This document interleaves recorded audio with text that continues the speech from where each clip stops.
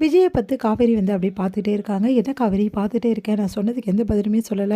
அப்படின்னு சொல்லிட்டு கேட்டோன்னே, காவேரி யோசிக்கிறாங்க. "சொல்லு காவேரி, உனக்கு இதில எந்த பிரச்சனையும் இல்லல்ல. வெண்ணிலாவ நான் கூட்டின்னு வந்ததுல நீ தப்பா நினைக்கலல்ல." அப்படின்னு சொல்றேன். "நான் ஏங்க தப்பா நினைக்கணும்?" அப்படின்றாங்க. சந்தோஷம் தாங்க முடியல. "எனக்கு தெரியும் காவேரி உன்ன பத்தி. நீ என்னை பத்தி புரிஞ்சுப்பேன்னு எனக்கு தெரியும். தாத்தா தான் என்ன புரிஞ்சுக்காம என்னென்னமோ பேசிட்டாரு தெரியுமா? நான் ரொம்ப பயந்து போயிட்டேன். நீயும் என்னை பத்தி தப்பா நினச்சுக்கினியோன்னு சொல்லிட்டு நான் ரொம்ப பயந்துட்டேன் காவேரி. தேங்க்ஸ் காவேரி." அப்படி சொல்லிட்டு அப்படியே வந்து ஹக் பண்றாரு. உடனே காவேரி வந்து கையை எடுத்து விடுறாங்க. "என்ன காவேரி?" அப்படின்னோடனே, அதான் நான் சொல்லிட்டேன்ல, எனக்கு எந்த பிரச்சனையும் இல்லைல்ல, நான் இப்போ போகலாமா?" அப்படின்னு சொல்கிறாங்க. "ஏன் காவேரி என்கிட்ட பேசவே மாட்டேங்கிற?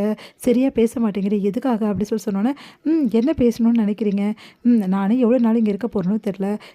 நான் வந்து என்ன ஒப்பீனியன் சொல்ல முடியும் இதை பற்றி?" அப்படின்னோடனே அதிர்ச்சி அடைகிறாரு. "காவேரி நீ என்ன சொல்கிற?" அப்படின்னோடனே, "ஆமாங்க, நான் சொல்கிறது கரெக்டு தானே. நானே கொஞ்ச நாள் தானே இருக்க போகிறேன். எப்படியும் நீங்கள் வந்து என்கிட்ட சைன் வாங்கிட்டீங்க. இதுக்கப்புறம் அக்ரிமெண்ட்டும் நமக்குள்ளே முடிய போகுது. அதுக்கப்புறம் என்ன ஆகிட போகுது? நான் இன்னும் கொஞ்ச நாளில் போயிட போகிறேன். அதுக்கப்புறம் நான் வந்து இதில் சொல்கிறதுக்கு என்ன இருக்குது? தாத்தா சொல்கிறதுக்கு எல்லா உரிமையும் இருக்குது. அதனால் அவர் சொல்கிறாரு. ஆனால் நான் சொல்கிறதுக்கு எந்த உரிமையும் இது எனக்கு தான் நீங்கள் தரலல்ல. அப்புறம் நான் எப்படி இதில் கருத்து சொல்ல முடியும்? நீங்கள் வெண்ணிலாவ இங்கேருந்து அனுப்புங்கன்னு சொல்கிறதுக்கு நான் யார் முதல்ல?" அப்படின்னு சொன்னோன்னே, அப்படியே அதிர்ச்சியாக பார்க்குறாரு. ஐயோ! இவ தப்பாக புரிஞ்சுட்டுருக்காளே!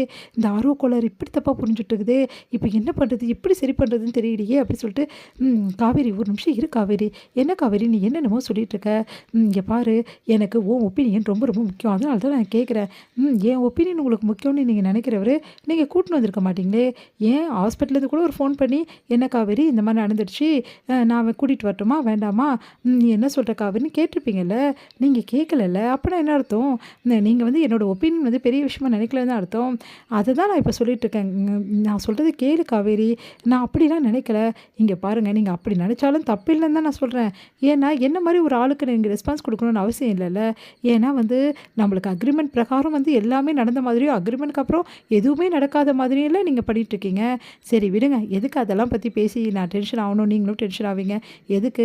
இங்கே பாருங்கள், நீங்கள் வெண்ணிலாவ கூட்டிகிட்டு வாங்க. கூட்டின்னு வராமல் இருங்க. அது உங்கள் இஷ்டம். அதை பற்றி நான் ஒப்பீனியன் சொல்கிறதுக்கு நான் யாருங்க? அதனால தான் நான் சொல்கிறேன். சரி நான் வரேன் அப்படின்னோடனே, "காவேரி ஒரு நிமிஷம் இரு காவேரி. நீ ஒரு விஷயத்துக்கு போயிட்டே இருக்க. இங்கே பாரு, வெண்ணிலாவை கூட்டிட்டு வந்ததுக்கு என்ன காரணம்னு உனக்கு தெரியுமா? வெண்ணிலாவுக்கு அங்கே ட்ரீட்மெண்ட் கொடுக்க முடியாதுன்னு சொல்லிட்டாங்க காவேரி. ஏன்னா வீட்டில் வச்சு தான் குணப்படுத்த முடியும்னு சொல்லிட்டாங்க. அது மட்டும் கிடையாது, கேர்டேக்கர் நான் அரேஞ்ச் பண்ணிட்டேன். நாளைக்கு வந்துடுவாங்க. அதுக்கப்புறம் என்ன பிரச்சனை? இதுக்கப்புறம் இந்த மாதிரிலாம் பேச வேண்டிய அவசியமே இருக்காது. நானும் உன் கூட நிறைய டைம் ஸ்பெண்ட் பண்ணணும். நீங்கள் ஏன் என் கூட டைம் ஸ்பெண்ட் பண்ணணும்? படுத்தி யாருக்குமே அன்பை வர வைக்க முடியாதுங்க. அதனால் உங்களை கட்டாயம் நான் படுத்தணும்னு நினைக்கல.